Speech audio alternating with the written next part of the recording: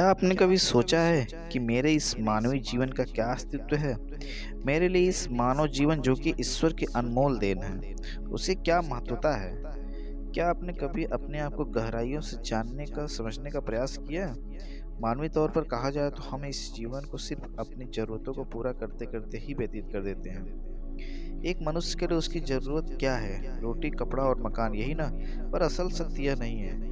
हर मनुष्य का जन्म इस धरती पर एक विशेष कारण से होता है, जिसे हम धीरे-धीरे समय के साथ समझते चले जाते हैं। कई लोग अपने इस मानवीय जीवन के सत्य को समझ ही नहीं पाते हैं, क्योंकि वे हमेशा से नकारात्मक सोच ही रखते हैं। यही अंतर है नकारात्मक और सकारात्मक सोच में। जहाँ नकारात्मक सोच हमारे लिए समस्याएं पैदा करती है, वहीं सकारात्मक सोच हमारे लिए नए अवसर लाती है। आइए हम जीवन के इस सत्य को एक कहानी के द्वारा समझने की कोशिश करते हैं। एक गांव में एक बहुत बड़ा धनवान व्यक्ति रहता था। लोग उसे सेठ धनी राम कहते थे। उस सेठ के पास प्रचुर मात्रा में धन संपत्ति थी, जिसके कारण उसके सगे संबंधी, रिश्तेदार, भाई बहन हमेशा उसे घेरे रहते थे। वे उन्हीं के राग लापते रहते थे। सेठ भी उन सभी लोगों की काफी मदद करता था। तभी अचानक कुछ समय बाद सेठ को भयंकर रोग लग गया। इस भयंकर बीमारी का सेठ ने बहुत उपचार करवाया, लेकिन इसका इलाज नहीं हो सका। आखिरकार सेठ की मृत्यु हो गई। यमदूत उस सेठ को अपने साथ ले जाने के लिए आ गए। जैसे ही यमदूत सेठ को ले जाने लगे, तभी सेठ थोड़ी दूर जाकर यमदूत से प्रार्थना करने लगे, मुझे थोड़ा सा समय दे दो, मैं लौटकर तुरंत आता हूँ। दूतों ने उसे अनुमति दे दी। सेठ लौटकर आया, चारों ओर नजरें घुमाई और वापस यमदूत के पास आकर बोला, शीघ्र चलिए। यमदूत उसे इस प्रकार अपने साथ चलने के लिए तैयार देखकर चकित रह गए और सेठ से इसका कारण पूछा। सेठ ने निराशा भरे स्वरों में कहा, मैंने हेरा फेरी करके अपार धन एकत्रित किया था, लोगों को खूब खिलाया पिलाया और उसकी बहुत मदद की। सोचा था कि वह मेरा साथ कभी नहीं छोड़ेंगे।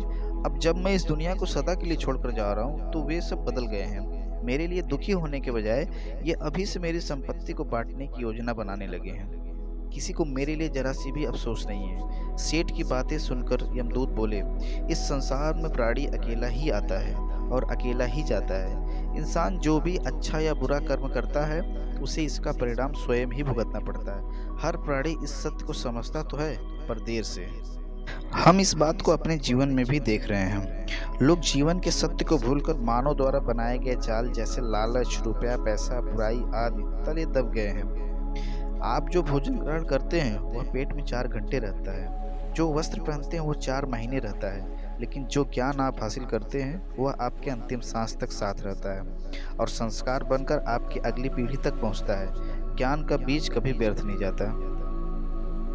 जीवन के कुछ कटु सत्य हैं जो कि हम आप लोग के साथ साझा करना चाहेंगे। कोई फर्क नहीं पड़ता कि आप कितने खूबसूरत हैं, क्योंकि लंगूर और गोरिल्ला भी अपनी ओर लोगों का ध्यान आकर्षित कर लेते हैं।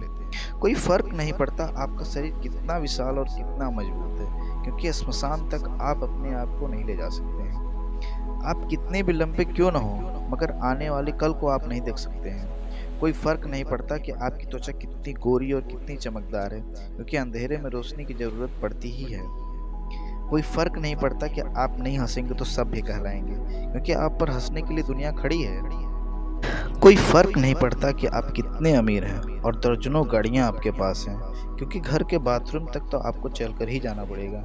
इसलिए संभल कर चलिए, जिंदगी का सफर छोटा है, हंसते हंसाते काटिए, आनंद आएगा। नंगे पांव चलते इंसान को लगता है कि चप्पल होते तो कुछ अच्छा होता है, बाद में साइकिल होती तो कितना अच्छा होता है, उसके बाद में मोपेड होता तो थकान नहीं लगती, बाद में मोटरसाइकिल होती तो बातों बातों में रास्ता कट जाता, फिर ऐसा लगा कि कार होती तो धूप नहीं लगती, फिर लगा कि हवाई जहाज होता तो ट्रैफिक का झंझट नहीं होता। और जब हवाई जहाज में बैठकर नीचे हरे भरे घास के मैदान को देखता तो सोचता है कि नंगे पांव घास पर चलता तो दिल को कितनी तसल्ली मिलती। इंसान की चाहत है कि उड़ने को पर मिले, और परिंदे सोचते हैं कि रहने को घर मिले। आपके पास मारुति हो या BMW, सड़क वही रहेगी। आप टाइटन पहने या रोलेक्स, समय वही रहेगा। आपके पास मोबाइल एप्पल का हो या सैमसंग का, आपको कॉल करने वाले लोग नहीं बदलेंगे। आप इकोनॉमी क्लास में सफ़र करें या बिजनेस में, आपका समय तो उतना ही लगेगा। कमाई छोटी या बड़ी हो सकती है, और रोटी की साइज लगभग सब घर में एक जैसी ही होती है। भव्य जीवन की लालसा रखने या जीने में कोई बुराई नहीं है, लेकिन सावधान रहें, क्योंकि आवश्यकताएं पूरी हो सकती हैं, इच्छाएं नहीं।